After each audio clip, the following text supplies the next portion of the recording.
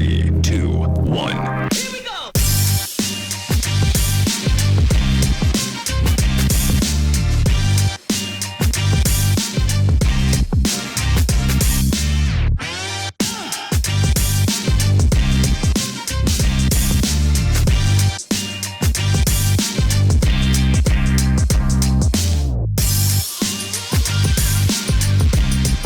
Good morning and welcome to the Daily Equipment Walkaround. I'm Ted Polzer, Director of Product and Customer Support, and with me today is Brad. Hi, I'm Brad Stemper, Director of Light Equipment for Case Construction. We're going to talk to you today about some of the points that you want to be paying attention to on your daily equipment needs. With taking a look at some of the components on the machine, we want to make sure that we point out those critical areas that are going to minimize your owning and operating costs and also maximize your uptime. And along with those value points that maintaining your machine gives you, there's also an intrinsic value to doing it, right? You're going to be observing that machine on a regular basis. Developing a routine for your operators or even for yourself, if you're the one sitting in the seat, can be really beneficial because you're going to notice the little changes in that machine over time. You're going to notice daily things, like if something got damaged yesterday during operation, maybe your tracks or tires have a new cut, maybe there's an oil point that's gathering dust and dirt. You're going to notice those because as you look over the machine and develop this routine for yourself, it's that progress or that observation that's going to really give you that insight. Well, good. We're going to start with tracks and tires and some of the things that you need to be paying attention to in order to maximize your uptime. So we'll start with a CTL, and as you take a look at these machines with the rubber track, it's important to look for cracks, damage, maybe debris that is jammed in, maybe you hit something sharp that's stuck through the tread. Those are all things that you want to be monitoring and looking for that are going to try to prevent any larger type opportunities for you. But in addition to just the rubber tires and tracks, as an example, in this case, we also want to be taking a look at rollers and idlers.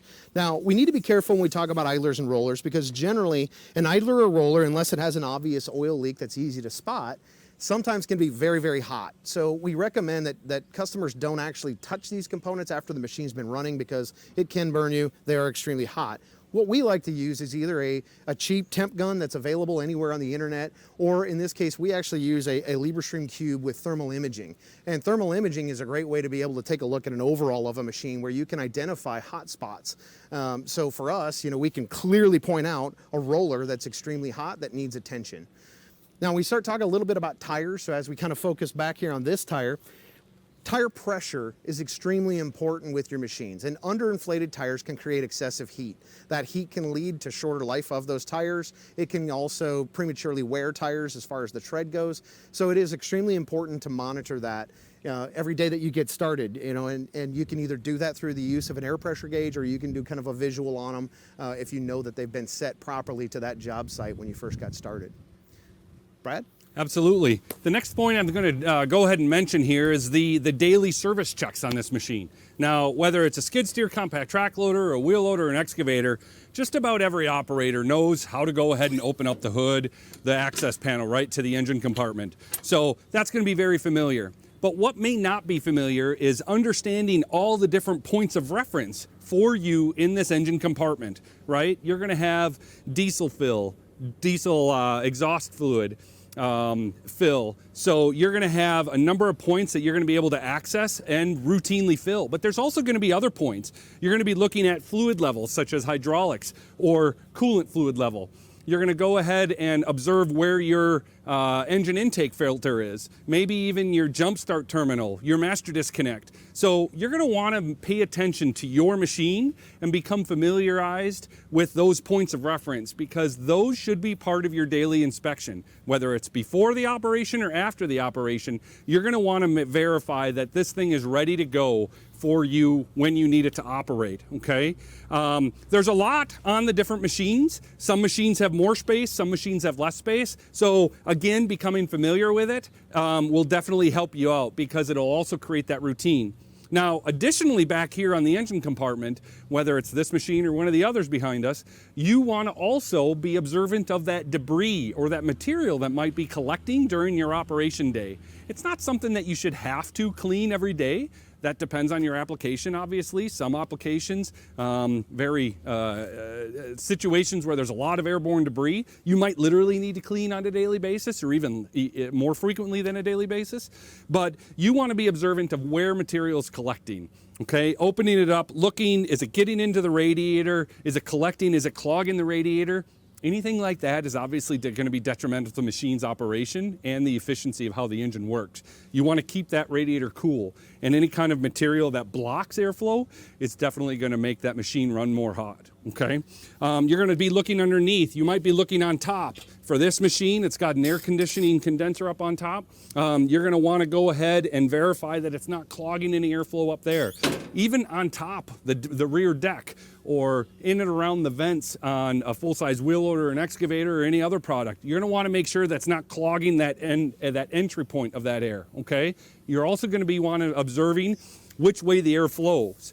On these machines, it tends to come in through the top and out through the rear. So that's something to be aware of, because obviously that's going to drive or help you understand where that material might also be collecting. So, Ted, anything else to add on that, or?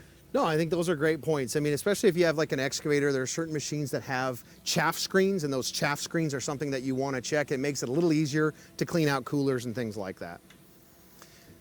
So what we're going to do is we're going to actually move over to checking the filters. So as we take a look on this unit and we walk over here, one of the most common areas that's actually overlooked are cab filters, right? Engine filters are always the first thing that customers think of, and normally those are addressed pretty frequently. But in this case, like on this wheel loader, as an example, we have a cab filter right here. It's easily accessible. It's something that's overlooked, especially when you start, if maybe it's a really, really hot day and you start to notice, hey, my AC isn't performing like it normally does, or something along those lines. It's a great opportunity to open this up, drop that filter cartridge out, and check. If it's packed full of debris, it's definitely time for a filter. Shaking out the filter or trying to blow it out, it's gonna get you out of a pinch, but really there's a lot of debris that's in that filter that needs to be changed to truly get rid of that and give you optimum airflow. Along with that, another consideration is, we're gonna walk a little bit back here towards the engine, are fuel filters. So if you have a prepaid maintenance program that you're already working with your dealer on, these filters should be probably already changed at the right frequency. However, if you do your own maintenance, one of the tips and tricks that I always recommend is mark the date, time, and hours that you actually performed that last filter change, so that you know what life is on these. And it's not just because of tracking hours it's important. It's important to understand that if you had, let's say that you had some dirty fuel that was delivered, and that may have gotten into a few different machines, at least you know the last time that filter was changed, so you would know, yep, this machine probably needs those filters changed. And that way you're not just changing filters blindly either, that don't need to be maintained. The other thing, as we're back here too, is to pay attention to belts. As on this machine, there is a guard over it. Most of our machines do have a guard. It is important every once in a while to periodically glance inside of here, make sure that there isn't debris around the belt, make sure that you don't have any guards contacting that belt, which can prematurely wear those, and then also inspect the belt itself. Cracks, if you start to see wear where it's through cords or something like that associated with the belt, these are clearly keys that are telling you you're going to need to change a belt. One of the other things that I also recommend is that it is cheap insurance to have a spare belt with you on your truck. And so when you buy your machine, when you take delivery of it, talk to your parts department, make sure that you have a belt, throw it in the truck, because it's something that'll really help you get through a day in a pinch if you run into an issue with that. Brad? Excellent. Thank you, Ted. In addition to helping you get through the day, you want to keep that machine moving as efficiently and as it should be. And so a big part of keeping that machine operational for you and making it productive is to make sure that you've maintained that grease points, okay? We need you, the first thing that any operator should do is also open up that operator's manual and familiarize themselves with the grease points and the frequency for those. As we mentioned already, some grease points are daily, every 8 hours, every 10 or 12 hours. Some grease points aren't as frequent. They might be 50 hours of greasing. But it's important to understand that it's not just simply connecting something or that grease gun to that point. It's the appropriate number of grease fills or pumps, if you want to call it that, okay? Not all grease points require you to pump until something comes out of that grease spot, okay? That's kind of an understanding you might have learned from your parents or from someone within the industry before you, to go ahead and pump until something comes out. But that's not always the appropriate thing to do. So again, be familiar with where your grease points are. There's often diagrams on the machine, definitely inside the operator's manual, and aware of how many grease pumps each one of those points take. So I'm standing at the front of the machine right now, at the front of this excavator, because this is kind of one of those spots that might often get overlooked a little bit too, okay? It's easy to get to for the most part, but sometimes you got to orient the machine. And operators can sometimes bypass certain points that might be higher up on the machine if there aren't remote grease circs. And so we want to make sure that the operators are making sure or understanding that they've got to do those points with regularity, with frequency and consistency. The other thing that I want to point out here is, being an excavator, this area of the machine is often below ground or even in wet, even underwater conditions. And that moisture and dirt that is around those components can obviously embed or get into those rotating points. The benefit of grease is to give new fluid film to that rotation area. And so if you've got dirt and moisture that's kind of sticking in there, holding that material in there, one, it could corrode more quickly. Two, it could create poor operation, a lot more friction. And three, it's going to make the machine more noisy, okay? So spending time making sure that you're greasing those areas is going to make the machine more efficient, okay? And lastly about this, as this area of the machine is underground or digging, it's also prone for some of these components to go ahead and get damaged, whether it's the cylinders, the rods, the pivot points, or even the tubes going and supplying that hydraulic oil to those areas. This is also an opportunity when you're doing those greasing point checks or filling the grease in those spots. You're going to go ahead and look and observe and do a visual inspection on some of these tubes to make sure that you don't have a line that's bulging, a dinged or nicked tube or cylinder that could also prevent operation or prematurely stop your operation. So those are all important points to understand while you're looking at the grease points on the machine. Thanks, Brad. So the other thing we want to talk a little bit about is identifying leaks. So, you know, sometimes these machines are covered in material, right? They can be muddy. It makes it a little more difficult for that, but in the morning as the machine's been sitting, oftentimes gravity's going to be our friend, and if you do have a leak, we're going to start to see that, right? Whether that be maybe along rollers, maybe along like some axle seals or something like that. But primarily, one of the things that we really try to monitor and pay attention to is looking for accumulations of dirt in certain areas. Anytime we have a fitting that's leaking or things like that, we start to get oil residue, and oil residue attracts dirt, especially in dusty environments. So with that said, what we really like to do is try to focus, when we take a look at like this bucket cylinder right here, we're going to take a look at the fitting, make sure that we don't have like an accumulation of debris. We look up at the rod and even into the gland seal a little bit just to see, do we have an accumulation of dust and debris that's there? That indication can save you a lot of time and money, because obviously we are not to a mode where we are in a failure standpoint, but we can now approach the dealer and say, hey, I have a leak that I'd like to have addressed, or maybe it's just a fitting and it just takes a couple of wrenches to be able to torque that down to make sure that you're going to avoid any leaks. The other opportunity as well is a lot of these machines come with UV reactant dye in the oil, and it takes a relatively inexpensive type UV flashlight that can make that glow or shine, and it will give you a really good indication of where a leak is coming from if it's in a tight area, maybe underneath the cab or on a skid steer back underneath the engine. So those are all things to consider. If it's a machine that you don't know if it has UV reactant dye, that's another thing that can be added to oil as well, relatively inexpensive, and it makes it for a real easy identification of any of those areas. So Brad? Absolutely. Continuing with the hydraulics a little bit, let's talk about auxiliary hydraulics. So we've got a compact track loader here, and we've got two sets of auxiliary hydraulics. You might have the auxiliary hydraulics on the excavator like we were just showing you, or even on a wheel loader or a backhoe or something else. So be aware of your auxiliary hydraulics. If you are a frequent user of auxiliary attachments requiring the use of those hydraulics, take note of those, right? Some operators put a bucket on, they go to work all day with that bucket, they don't do much else with auxiliary hydraulics. But if you are operating auxiliary hydraulics, it's an absolutely vital spot to pay attention to, okay? So this machine, we've got enhanced high flow on the left side, we've got standard flow on the right, and then additionally, if normal high flow were on this machine, you'd have additional set of ports right there. The best thing to do about auxiliary hydraulic ports, if you're changing those attachments, is to carry a rag with you. Leave it in the machine, carry it with you, make sure it's a clean rag. The worst thing to do is go ahead and clean something with a dirty rag, okay? So, but what you want to do is before you connect those ports, you want to make sure those ports are clean. You don't want to introduce any dirt on the attachment hose connection or on the machine connection into the hydraulics by shoving it in without cleaning it. So make sure those ports are clean.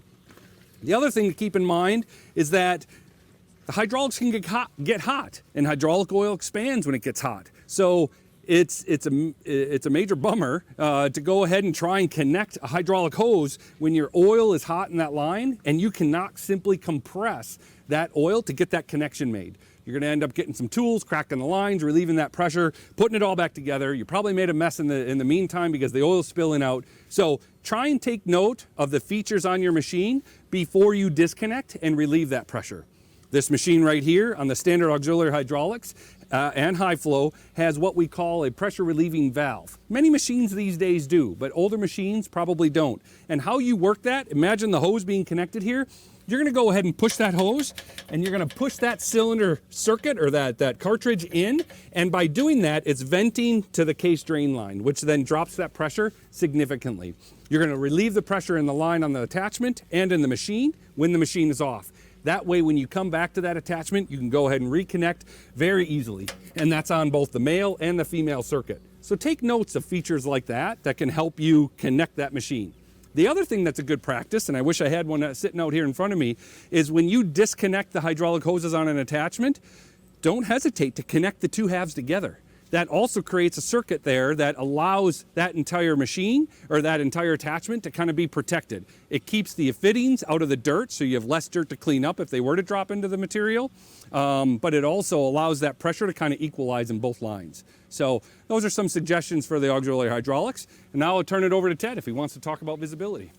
We're actually going to cover structural damage on this one, and as we take a look at some of the structural damage areas, one of the most important things is take a look at the high stress areas, right? Like on this wheel loader as an example, we take a look at the loader frame, and the loader frame is a great place to take a look because maybe somebody has hit something extremely hard or there's something else going on. Signs of fatigue generally are starting to show where if there's paint flaked, or you see paint flaked in stripes as an example where something has bent or moved or you know, been fatigued in any way, is a great opportunity. The other thing you want to take a look for is any other type of structural damage, whether those are guards, brackets, steps, things like that, to make sure that they aren't coming into contact with other components that could fail prematurely. So in this case, we'll use this as an example. Brad had been moving our machine earlier and had scuffed up this fender. Now, it's all kidding aside, in this case, it hasn't changed the shape of this fender. So the fender isn't into the tire or anything like that. But that's why these signs are extremely important. And in this case too, if I saw a sign like this, the first thing that I do is I inspect the steps to make sure that all my safety steps are intact. My handrails and guards are all there. So it's extremely important to monitor those because again, it seems like a small thing, but we've seen this lead to downtime as well. Okay. Thanks, Ted. I appreciate that. Let's go ahead and talk about teeth, cutting edges. One of the major points or one of the key points on your machine is its ability to do work efficiently. You can always put more fuel into the machine for a diesel engine, right? But what's important is that fuel does lead to extra cost, more owning and operating cost, likely more heat in the machine if it's working inefficiently. And some things that are overlooked is using a tooth until it's literally ground down to nothing, okay? Same thing with cutting edges. So it's important to observe how your teeth are wearing. Do you have the right teeth on the machine for your application? Some teeth are better designed for harder materials. Some are better designed for soft materials. So it's really important to kind of investigate, are you using the right teeth or cutting edge for your application? And in the end, putting the right tooth on and using it within its normal useful life range gives you that efficiency in operation. So you're going to be able to cut into the material. You're going to be more productive in filling the bucket, filling the material, loading the material into a truck by having those newer teeth, those cleaner teeth, if you want to call it that, sharper teeth or edges on the machine. So that's a very key point to be aware of and maybe even investigate if you're using the right equipment setup for your operation. Okay, so we're going to talk a little bit about your operator environment and keeping that clean and why it's important. So we're going to use this excavator as an example. And obviously this is a newer machine, but as we open up the door in this, a couple things that really come into play. It rained here last night. We have mud all over our feet and boots. It's just the way that you know the business is. With that being said, as you track things in and out of the machine, why this is extremely important to keep this clean is that we do not want debris to build up underneath control, like in this case, our track drive, right? We don't want anything packing underneath that that's going to impede the operation of the machine from a safety standpoint. Debris that gets piled up underneath seat frames, things like that, leads to, seats that won't adjust correctly, as well as all of that material when it's inside of an area. We have a rubber mat on this machine, but if it's a steel floor in a machine, maybe an older machine, it promotes a lot of corrosion, unfortunately. And so that's why it's important to get that material out of there, make sure that it's clean, it has a chance to dry out. It also gives you that capability to go through and just make sure that all your controls fully function and move, in their full range of motion. Now, with that said, when we move into visibility a little bit with this as well, it's a great idea in case for the machines that I operate, we keep Windex and rags in each machine. And that way we can clean, the windows as an example. We can clean the display a little bit if there's dust on it. But more importantly, in this case, we'll use this wheel loader. As you take a look at our mirror that's mounted up above here, in this case, as an operator, I can open up that side window and reach out there and clean the mirror. It's important that I make sure that those mirrors are adjusted properly so that I can see around me, especially if you have, multiple shifts or different operators that are running the same machine throughout the day. It is important, again, pay attention to your mirror adjustment. Once you have that mirror adjustment, in place, make sure that they're clean. And again, we'll get into talking a little bit about the cameras here coming up. The other thing that we want to talk to you about is before you go and start operating that machine, start thinking about maybe what pattern that machine was already in, right? Whether that be a skid steer and you can select or change your patterns just through the touch buttons that are in there, or in this case, if we take a look at an excavator, a lot of times we have a pattern control selector valve that's actually mounted, in this case, right behind the cab, and it's down inside of that area right there. And so it's important, especially, again, if you have mixed crews that are running that, maybe you have some people that are used to one pattern over another. Again, it's important, recognize that immediately when you first start some of your initial startups and tests, okay? So we also then want to talk a little bit about the cameras, right? Which this is a newer thing. Excavators, we have surrounding cameras that are up along the car body. We're going to use this skid steer as an example because the camera is really easy to see. So as we take a look at this, where it's extremely important is every morning when you're doing your daily service, Brad was already back here talking about your fluid checks, wipe the camera off. If you have a rag, whether I just did it with my finger, but make sure that that camera is nice and clean and clear. In addition to inside of the cab, the displays, if you're like me, I operate with the windows open a lot. So I tend to get a residual dust that builds on the displays. It's important, clean the displays off so that you don't have any, issues with seeing that display. And then also test it, right? In a wheel loader, as an example, I'm gonna need to have the engine running. I'm gonna shift into reverse after the park brake is released, and my camera will come on if it's equipped with a camera. So it's important to test that. Skid steer as well. Throw the lap bar down, push the operate button, move the control or controls depending on your pattern so that you can trigger that camera and you can make sure that it's working properly. So I'm sitting in the CTL right now and kind of continuing Ted's discussion about cab cleanliness, the operator compartment, and even controls a little bit more. We're going to talk through a couple of the features here. So one of the things that we want to do is, one, we talked about buckets or attachments before. You want to make sure your attachment plate down here is clean and free of debris, right? You don't want to necessarily compress any dirt, any grass, any material over and over and over, which will restrict operation or even proper attachment of those attachments, okay? But beyond that, once you get into the machine, you definitely want to take note of your surroundings, like Ted was saying. Try and get rid of any material that might be restricting throttle pedals or even feet placement. A lot of machines don't even have full cabs, and sometimes that dirt can naturally collect in these machines over time. Take time to make sure your operating area is clean, like Ted was suggesting. Also take time to make sure your glass is clean, whether that's glass up on top, glass on the sides, or even on the door. That is going to be time well spent to make sure you've got a proper view 360 degrees around you, okay? On this machine, we've got a wide angle mirror up on top if you need to adjust it. And then also Ted was talking about the video camera. So make sure that you have that machine set up either when you go in reverse to show that video camera, or if it's available on whatever machine you're running, have that video camera turned on all the time so you've got that awareness. One of the worst things to happen would be for you to do your operation inspection, jump in the machine, start it up and run. You definitely want to take one last glance around you to make sure your operating environment hasn't changed suddenly without you knowing about it, okay? Now for controls. Ted talked about the control pattern selector.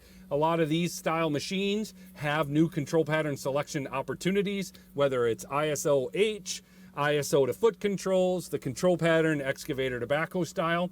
So you're going to want to make sure those controls are set up for you. And that's the same thing for auxiliary hydraulics. You're going to want to take note of your devices, your switches on the consoles, or even in your handles, okay?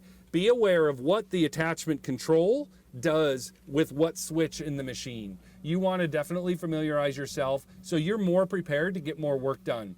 You don't want to jump onto a complicated attachment like a cold planer or something like that, start running and adjusting things incorrectly. You don't want to take too much material out or spend a lot of time reworking material that hasn't been taken out enough. So spend that time, understand your controls a little bit better, make sure you're aware of those switches, those functions that are aiding you in your production, and then go ahead and get to work, okay?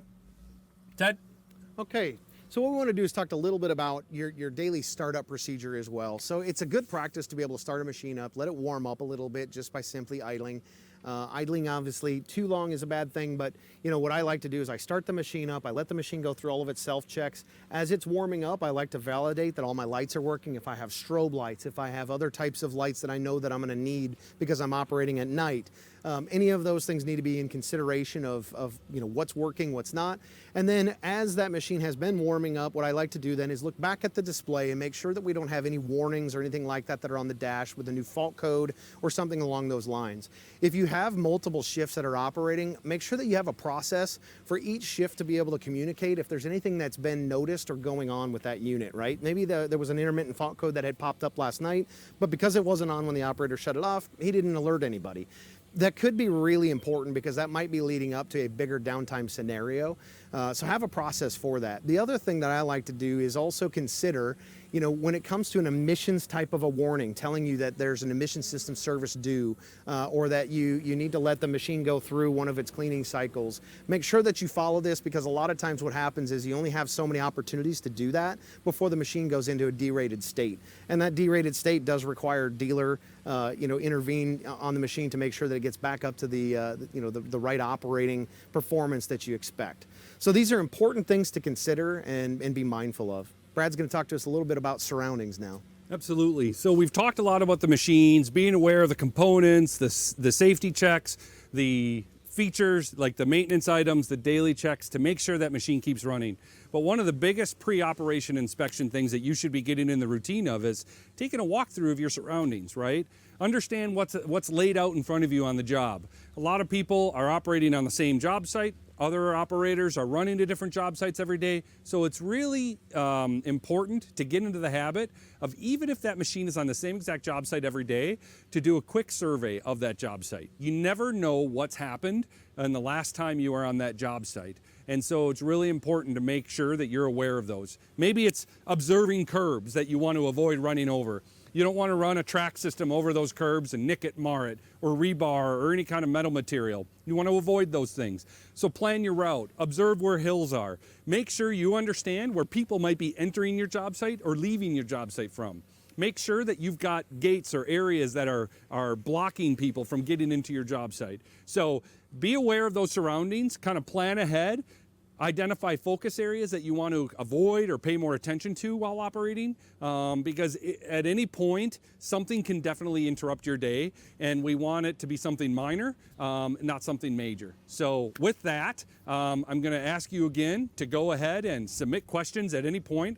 I'm sure we've gotten a lot of them over the last 30 or 40 minutes, but keep asking questions. I think I'm going to go ahead and transition over to Bill now. Thank you, Brad, and thank you, Ted, and thank you all at home for joining us today. If you've been following along with Case Live over the last few months, you'll see that winter has broken in the upper Midwest. We're out here in Racine, Wisconsin, the birthplace of Case. And I'm sorry, what's that? Brad, Ted, I'm getting a message from the control room. If you guys could look into the monitor there for a second. Can you guys play what you're talking about?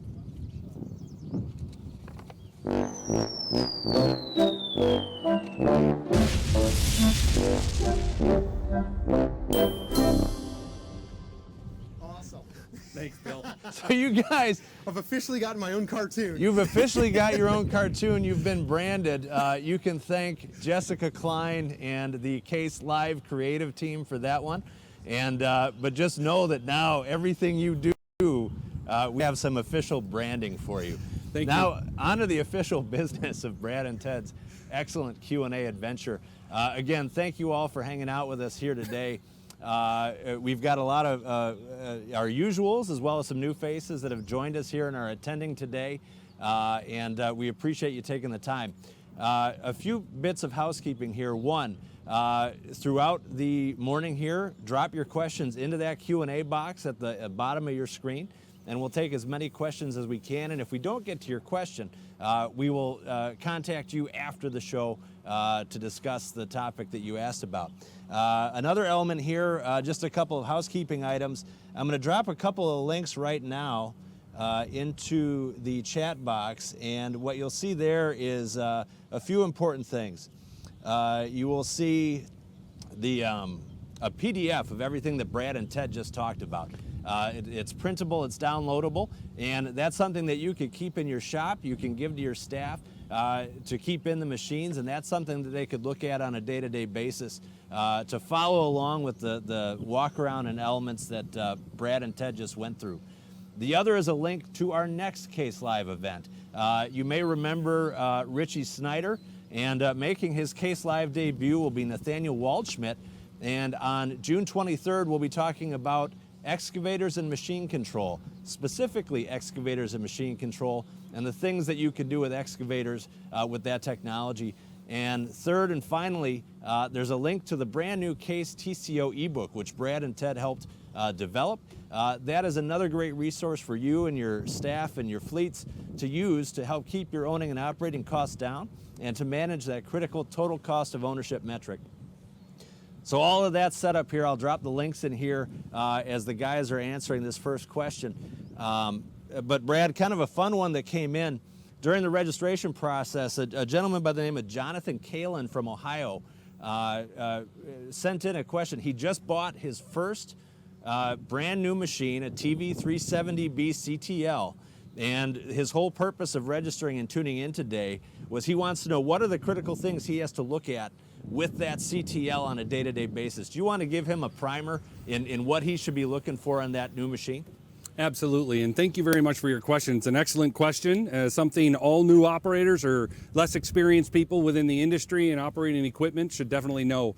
One of the things that I like to preach, and I used to do this in the commercial training organization, talked to a lot of customers about it, is develop a pattern to your walk-around, whether it's a pre or post-operation inspection. Develop a pattern. Post-operation or even pre, I normally start outside of the cab, right up here in the front corner. I kind of survey the machine, and then I kind of proceed around the machine in kind of a clockwise, or depending on the machine you're doing, counterclockwise manner. That way you're following the same pattern, you're developing consistency in what you're paying attention to and looking at. But to more specifically answer your question, you definitely want to look at hydraulics, the fittings, the grease points, and the tracks or tires most often, I would say. Or if those are the things you're going to key in on the most, those are the things that can kind of upset your day the most by not touching on them regularly, okay? So hydraulics, we talked about the attachment fitting point, but you're gonna look for leaks. You're gonna look for damage that might have occurred to the lines. Maybe materials that might be jammed in where the loader arms or the cylinders compress down, right? Anything that's gonna restrict operation or anything that's gonna lead you to believe that something happened on that machine or something might prevent me from operating well during the day. So you're gonna look at those things as you walk around the machine. You're gonna look at your tracks. Ted started out with this right away. Look at your tracks, observe your tracks, look for damage, chunks, mars, whatever. Look for material that's gonna be collected in your undercarriage. Obviously, a key point is always keeping your undercarriage clean, getting that material pulled out, making sure things aren't binding, making sure your rollers appear to be good, in good condition. Ensure that you don't have oil or leaks around those operating motors or those idlers or rollers, okay? As you continue around the machine, taking a quick glance at your engine compartment. We opened up the engine compartment at the beginning. Observe, make sure you don't have leaks or spill points or anything like that. Look at some things. Obviously, the maintenance items, the routine checks will kind of build into your normal day-to-day inspection, but make sure that everything looks good. You want that consistency about how that machine looks. Okay, so as you continue around the machine, close it up.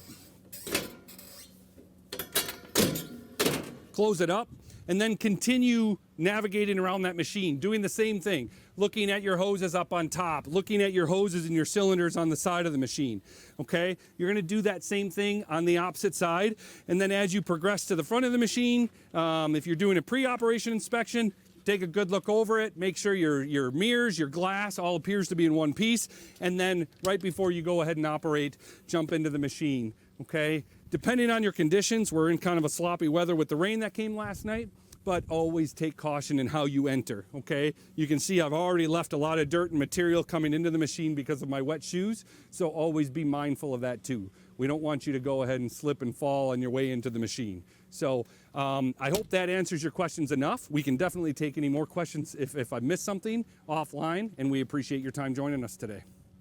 Thank you, Brad, and yeah, thank you again, Jonathan. Congratulations on your purchase of that new TV370B. That's always an exciting time when anyone gets to add to their fleet that way. And certainly, as Brad said, if you have any questions afterwards, we're more than happy to answer them for you. Question that has come in, Ted, this might be a good one for you. I've noticed that on some days my machine uses more DEF than on other days. Why is that? Great question. So if you've ever noticed that you're using more DEF on one day versus another, there's several different things that come into play with the consumption of DEF. One of them is obviously and clearly engine load, right? If you're using that machine in a different application and you're working it harder, it's going to use more DEF. However, when you also start to consider even humidity has an impact on this. So if you're running in very dry climates, sometimes it will use more DEF. If it's highly humid outside like it is today here, chances are you're going to see actually a reduction in some of your DEF consumption. So these are things that can impact that amount of DEF that's being used, in addition to the DEF quality. If you're using a good quality DEF as well, you know, it may use less DEF then to be able to perform the same emissions functions. And Ted, I'd like to just add in real quick. It's not only the quality, the brand or anything like that of the DEF. Make sure you've always got a good quality DEF, but it's also the age of the DEF that contributes to the quality over time. Right. An old DEF that's been sitting around naturally loses its, I'll say quote unquote, potency, and you'll end up using more of that DEF. So make sure that you're using current DEF, new DEF, as well as a good quality DEF. Right. Thank you, gentlemen. Our good friend Yusef, who has joined us on a few of these events now, he threw out the question, is there a brand of attachments that you recommend more than another? And the answer to that, Yusef, is we work with a number of partners on a variety of attachments for all the different kinds of equipment. But maybe, Brad and Ted, the question I would throw out to you in response to Yusef's comment is talk a little bit about the flexibility of our equipment to work with a variety of different attachments and how we work with that. Sure, absolutely. I can take that, and thank you very much for participating as often as you have, Yusef. Regarding the attachments, what you want is you want a known brand name or a company that you've got confidence with.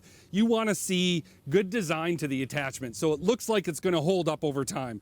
You want to see good welds, good strong or thick material that's being used for it. You want to see a logical arrangement to this bucket doesn't have hoses, but if there were hoses coming off of this attachment, you'd want to make sure those hoses are arranged properly, routed so they're not getting bound or caught up in things.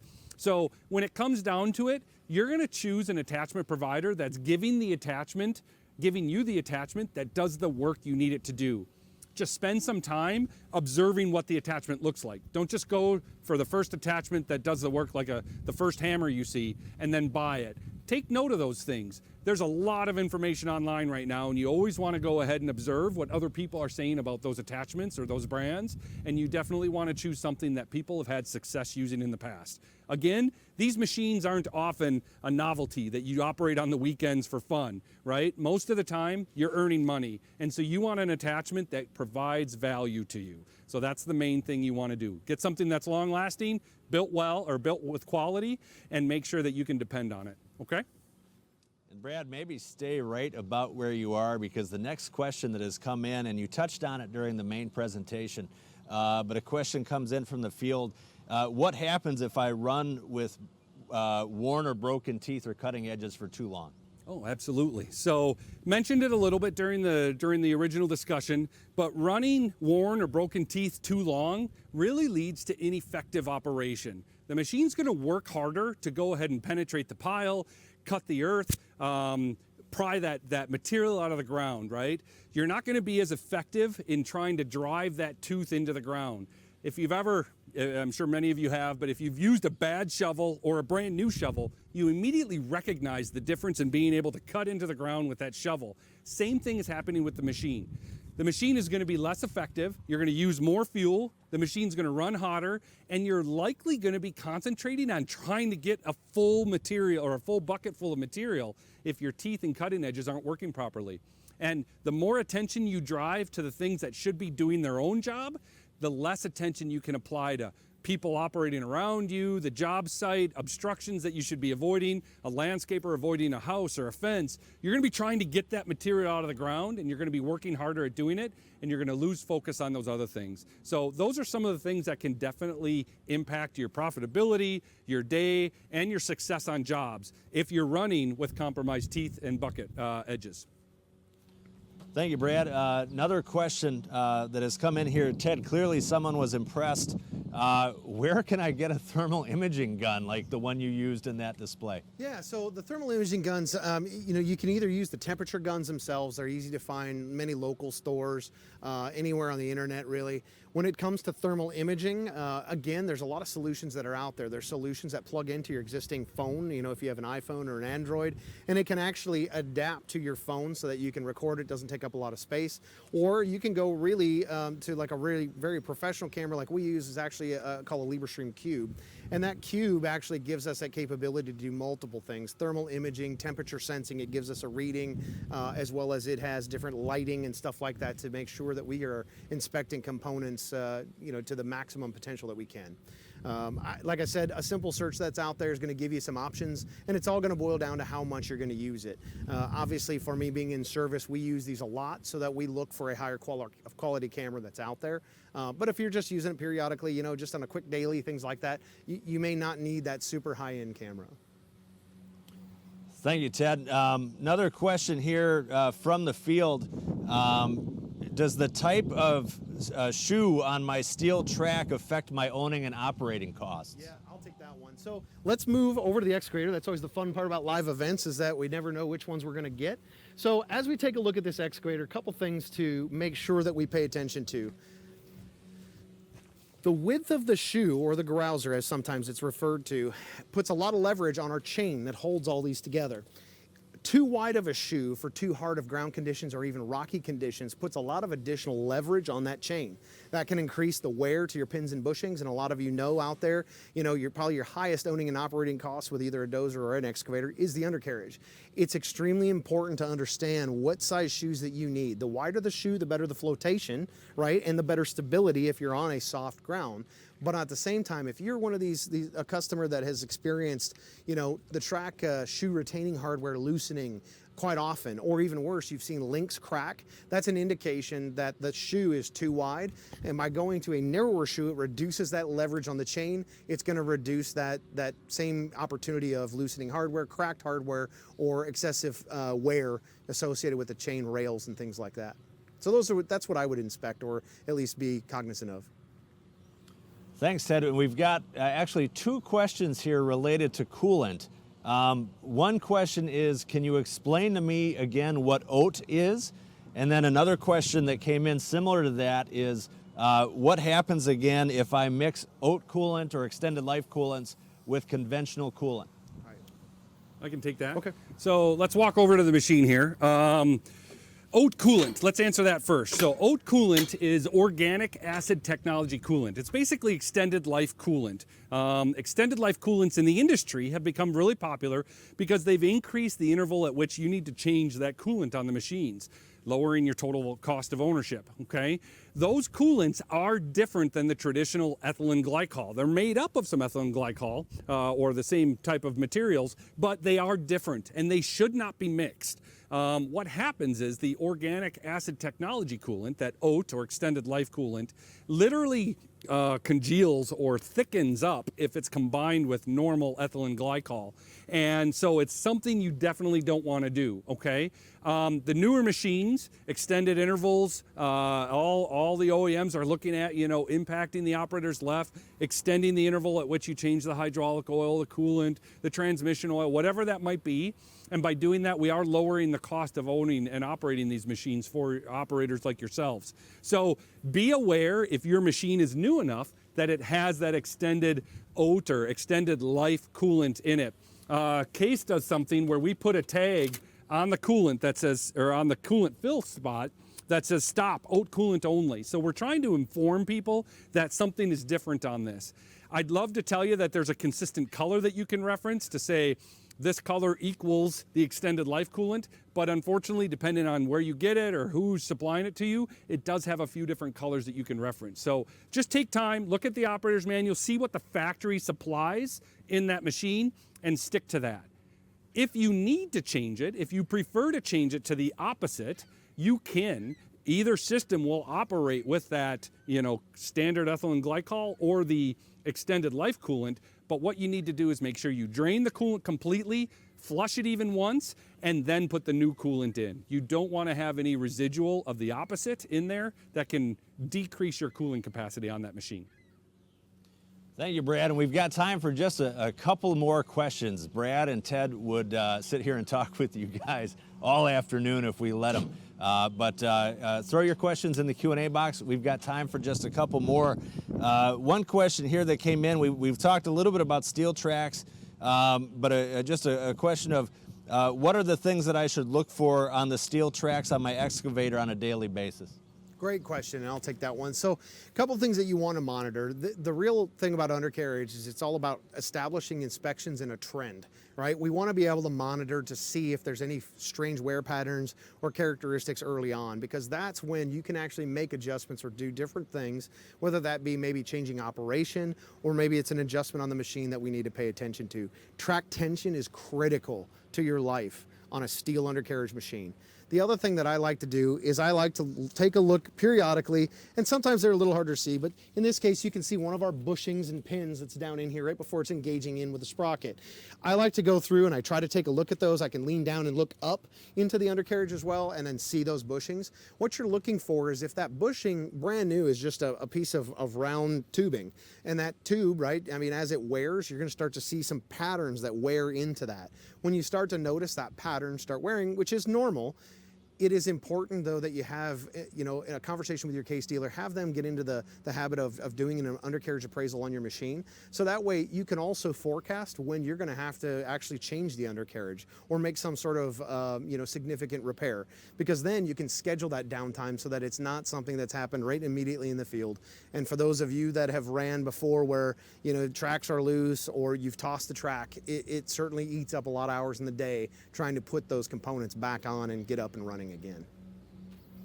Thank you, Ted. And another question here, another excavator related question.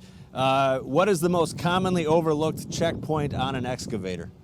One of the most common points that I would say that gets overlooked is actually greasing the lower swing bearing. So inside of our swing assembly, we have a swing motor, and then there's a reduction housing that has multiple different gears that reduce or give us that additional torque to swing the machine. Depending on the size of the excavator, those can either be wet lubricated by the machine itself, or some are actually greased. And one of the things that we often see is that it's an area that's not easy to get to, so it gets overlooked. But the other side of it that we've seen is where a customer actually notices it and they over-grease it. There are certain components that should not be over-greased. This is one of the areas that is that way. I would tell you to refer to your ops manual. A lot of times it will tell you in a scale of 3 pumps of grease annually or something along those lines. That's the key information that you need, because over-greasing it can actually damage those components. And like I said, it's something that's clearly overlooked because it's in a difficult spot to get to. It is not a daily service point either, which I think kind of gets out of, like Brad was talking about, establishing a routine. That one's a little more, periodic type maintenance. Thank you, Ted. Okay. And that brings an end to our Case Live. Thank you all for the lively discussion. Thank you all for tuning in. And thank you to Brad and Ted for being such good sports. Did you want to close out with anything, Brad? Nope. No, we definitely appreciate the operators out there putting their time in, doing the jobs on a day like today or any other day that might be a little bit less than perfect like now. So we appreciate your time. Please don't hesitate to ask questions to us or your dealers when you have the need. We're out there to support you and make sure that your operation is profitable and gets it done on time. Right. And thanks for participating today. We look forward to talking to you guys in the future on some new topics. I'm Brad. I'm Ted, and we'll see you in the field. You knew they were going to do it. You knew you knew it was inevitable. Just again, a quick programming note. We'll be back here Wednesday, June 23rd with Richie Snyder and Nathaniel Waldschmidt. That's going to be a good time talking about excavators and machine control. Thank you again. We will see you hopefully on another bright sunny day like today on the next episode of Case Live. Thank you.